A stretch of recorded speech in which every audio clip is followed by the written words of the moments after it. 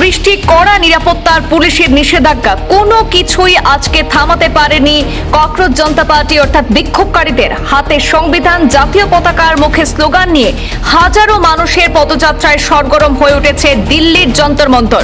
সংসদ চলো কর্মসূচিকে ঘিরে ব্যারিকেডের সামনে তৈরি হয়েছে প্রবল উত্তেজনাকর পরিস্থিতি। শেষ পর্যন্ত পুলিশের হস্তক্ষেপে পরিস্থিতি আরো তীব্র হয়ে ওঠে। ঠিক কি ঘটছে আজ রাজধানী দিল্লিতে, দেখুন এই প্রতিবেদনে।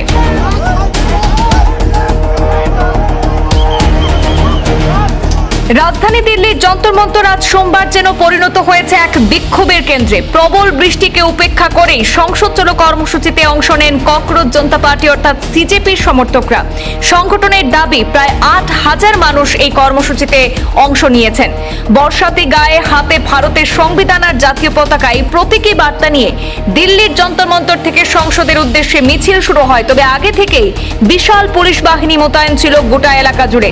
আন্দোলনকারীদের দাবি, নিট সংক্রান্ত বিতর্কের পূর্ণাঙ্গ তদন্ত, দায় নির্ধারণ এবং জবাবদিহি নিশ্চিত করতে হবে। আর সেই সঙ্গে কেন্দ্রীয় শিক্ষামন্ত্রী ধর্মেন্দ্র প্রধানের পদত্যাগের দাবিও তারা পুনর্ব্যক্ত করেছেন। আন্দোলনের একাংশ থেকে বর্তমানে প্রধানমন্ত্রীকেও নৈতিক দায় নেওয়ার আহ্বান জানানো হয়।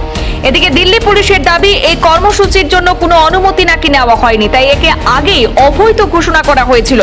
অভিযোগ যে বিক্ষোভকারীরা পুলিশের নির্দেশ অমান্য করে ব্যারিকেড অতিক্রমের চেষ্টা করলে পরিস্থিতি সেখানে নিয়ন্ত্রণে আনতে পুলিশ হস্তক্ষেপ করে সেখানে লাঠিচার্জ করে আন্দোলনকারীদের উপর।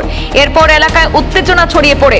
কর্মসূচি শুরুর আগের সামাজিক যোগাযোগ মাধ্যমে সিজেপি একটি পোস্ট করে জানায় যে ভারী বৃষ্টি এবং কড়া নিরাপত্তাও আজ ককরোচদের থামাতে পারবে না। উল্লেখ্য, নিট সংক্রান্ত বিতর্ক এবং কেন্দ্রীয় শিক্ষামন্ত্রী ধর্মেন্দ্র প্রধানের পদত্যাগের দাবিতে গত ২০ জুন থেকে যন্তর মন্তরের ধারাবাহিক আন্দোলন চলছে।